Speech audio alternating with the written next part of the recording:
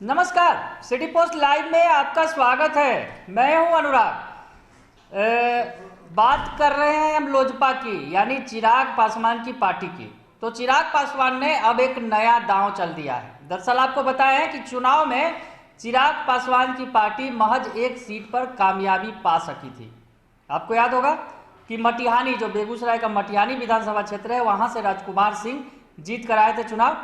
और अब जो है जेडीयू की नज़रें भी राजकुमार सिंह की ओर टिकी हुई है, क्योंकि पिछले दिनों राजकुमार सिंह ने नीतीश कुमार से भेंट किया था और नीतीश कुमार की तारीफ भी की थी। खैर, ये बात अलग हो गई।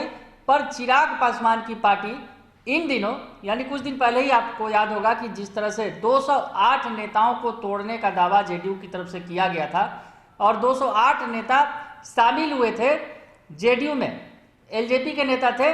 इसमें प्रदेश लेवल के, प्रदेश महासचिव स्तर के 5-6 नेता के अलावा जिला स्तर के जिला अध्यक्ष थे, कम से कम 15-17 जिलों के जिला अध्यक्ष मिलाकर कई नेता जेडीयू में शामिल हो गए थे। यानी एलजेपी के अंदर बड़ी टूट हो गई थी। इस टूट के बीच में एक बड़ा जो है अब दांव खेला है चिराग पासवान ने। जी हाँ, हम बता रहे हैं चिराग पासवान के नए दांव के बारे में। चिराग पासवान ने अब जो है दलित सवर्ण गठजोड़ बनाकर पार्टी को मजबूत करने का बीड़ा उठाया है। तो अब जो पार्टी ने बड़ा दांव खेला है और दलित सवर्ण गठजोड़ को अब मजबूत करने जा रही है पार्टी, चिराग पासवान की जो पार्टी है। तो अब हम बता रहे हैं कि उन्होंने, आपको बता दें कि जिस तरह से चिराग पासवान ने राजू तिवारी को प्रदेश लोजपा का कार्यकारी अध्यक्ष नियुक्त किया है, उन्हें पार्टी के संसदीय बोर्ड के अध्यक्ष की जिम्मेदारी से मुक्त कर दिया गया है। दरअसल राजू तिवारी पार्टी के संसदीय बोर्ड के अध्यक्ष थे, उन्हें प्रदेश का कार्यकारी अध्यक्ष बनाया गया है। तो और उसके हालांकि प्रिंस राज जो अध्यक्ष हैं, प्रदेश अध्यक्ष, वो अपने पद पर बने रहेंगे।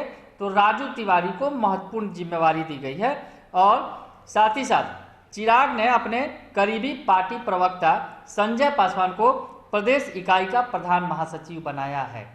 तो अब चिराग पासवान ने एक बड़ा दांव खेला है और सवर्ण दलित गठजोड़ बनाकर अपनी पार्टी को मजबूत करने की कवायद में जुट गए हैं।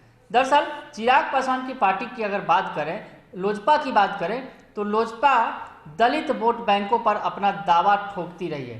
दरअसल जो पार्टी के संस्थापक थे रामविलास पासवान, जिनका निधन हो गया है हाल के दिनों में, उसके बाद पार्टी की कमान पूरी तरह से चिराग पासवान के हाथों में है। और एक वक्त बड़े नेताओं में शुमार रामविलास पासवान की जो विरासत चिराग पासवान ने संभाल रखी है। हालांकि बिहार विधानसभा चुनाव में जिस तरह से पार्टी को हार का सामना करना पड़ा था, तो कई तरह के सवाल खड़े हो गए थे। साथ ही साथ एनडीए में रहने पर भी आफत आ गई थी, क्योंकि जेडीयू ने साफ तौर पर कह दिया था कि चिराग पासवान की एलजेपी एनडीए का हिस्सा नहीं है।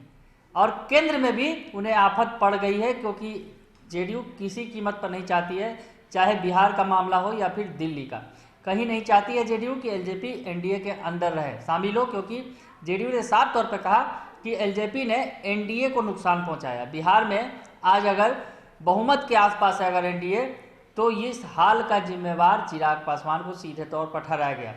पार्टी का, जेडीयू का साफ तौर पर मानना है कि चिराग पासवान की पार्टी ने 20 से 25 सीटों पर बड़ा नुकसान पहुंचाया, जिसका खामियाजा एनडीए को भुगतना पड़ रहा है। एनडीए कहीं ना कहीं कमजोर हो गई है पहले के मुकाबले।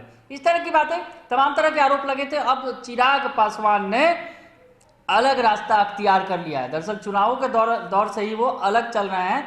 हालांकि चुनाव में उन्होंने साफ तौर पर नीतीश कुमार के खिलाफ बिगुल फूका था, पर बीजेपी के साथ वो खड़े थे। वो अपने चिराग पासवान खुद को पीएम मोदी का आह्वान बताते रहे हैं, पर पिछले दिनों जो हुआ, क्योंकि एलजेपी की जो एमएलसी हैं नूतन सिंह, जो बीजेपी के मंत्री जो हैं नीरज सिंह बबलू, उनकी पत्नी भी हैं, वो बीजेपी में शामिल हो गए।